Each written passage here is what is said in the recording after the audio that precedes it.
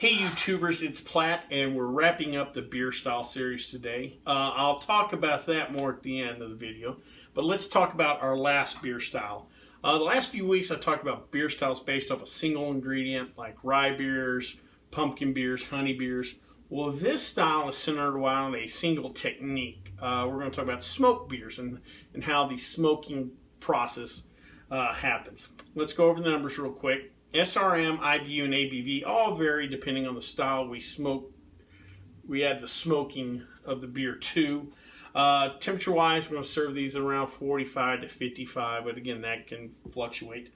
If you've ever seen the malting process or how that works, you know that you'll take grain to start the germination process. That helps us get our sugars that we brew with, and you'll stop that by toasting those grains. Now, most of the time they're done with like a heating element that imparts no other flavors to it. It just toasts those grain, and that's all the brewer wants. But when we smoke a beer, we'll do that over an open flame, and thus that smoke gets in direct contact with the grain and adds that smokiness into the beer that we make. A good way to think about it is if you ever drink a real smoky or peaty scotch. They do a similar process. They use barley, and they'll cook this or toast that grain over an open flame. Now over there they might use peat, which is kind of a decomposed earth that is combustible, and they might toast it over that, and that gives it that unique flavor. Here in the States, most of the time it's going to be wood. Now you can, if you're wanting to do this as a home brewer experiment, can use hickory or mesquite, a different type of wood to smoke your grains. Where this concept kind of came out of was from the German Rauch beers, and that kind of makes sense because Germany, because of the strict purity laws, can't really add different ingredients and stuff to tweak beers. But this is a great way to tweak the flavor. They could take the barley, which they could use, and they could smoke it, and thus imparting a new, unique flavor into their style of beers. Smoke levels in these beers vary greatly, kind of up to either the malter or the brewer. If you're doing a home brew yourself, how you want to smoke your grains. Now, one thing you will notice, if you're doing a bigger beer that ages a little bit, that smoke will dissipate. So again, if you're wanting to try this home, that might be something to think about.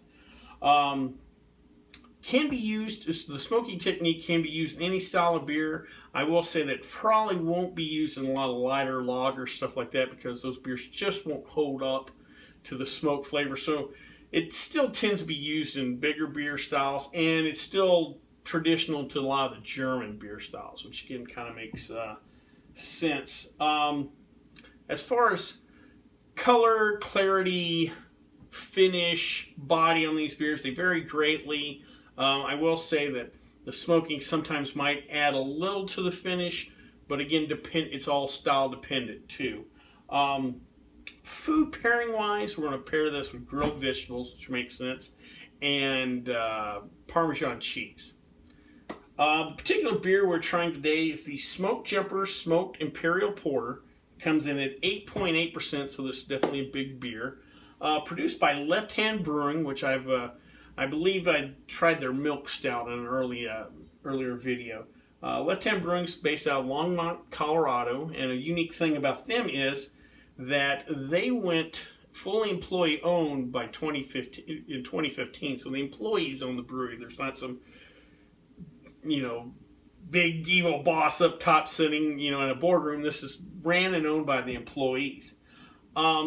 This particular beer, I noticed the drink by date is 2021. So this beer can be aged up to 5 years. So we're probably drinking it a little young, but I guess I can live with that. So let's give her a try.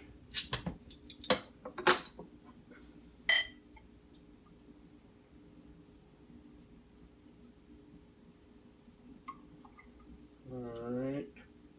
Oh, pours real dark. We got a light khaki head. Oh man, that's a dark brown, almost blackish. Let's give her a nose. Oh my gosh, one of the first things you get is that smoke. It's kind of reminds me that smokiness that you almost add to a like if you're doing ribs or something like that, that type of smoke, or even a liquid smoke. You do pick up plenty of malt on this. Again, at 8.8%. There's probably going to be plenty of malt to support this. So let's give it a try. Oh man, that's nice. You get the sweetness on the tongue. You get the maltiness. It's covering your mouth. But with all that maltiness, there's that smoke that's playing along with it. There's not a lot of hops in this, but which is fine. The smoke just adds, I almost want to say maturity, which I know that may sound silly, but just there's all that great chocolatey, toffee, malty goodness there, and that smoke just plays right with it.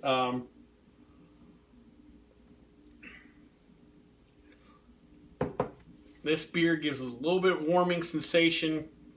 This is a type of beer that's going to be good here in the next month or two when we get those colder temperatures. Now it's cooling off. Also, I think with the smokiness, it might play good around a campfire. You already kind of have that in with you. It might blend in well. I could see this maybe a more after dinner beer. I don't know. It probably does pair well with certain foods, however. I see this as kind of more of an after dinner, something I could sip, savor, enjoy. Overall, that's nice. So like I said, this is going to be the end of the beer style series. If I have any glaring omissions, please leave in the comment section. I know I could probably add ciders into this series, or like a saute or something like that, but I think I've kind of covered the topic as well as I'm going to do now. Maybe if I dug into one of those beer judges list or whatever, but I think for the most part, I believe this is a 56 video, 55, 60, 56 style we've covered, so I think we've done a pretty good job covering. What I want to do next is partially for me, but also for y'all too. As far as the alcohol business, beer, wine, and spirits, I'm probably weakest in the wine department. And because I work at a bar that only sells a few types of wine, I don't work in restaurants anymore, so I don't serve enough wine. I'm just not as sharp. So I think what I'm going to do is start a series where we go over the major varietals, your Chardonnay, Merlot, Pinot Grigios, those, and then maybe break into dessert wine stuff, but do it similar to the way I've attacked the beer styles. We'll talk about a different varietal every week, go over the major points, and just for me to get back to try something different and do,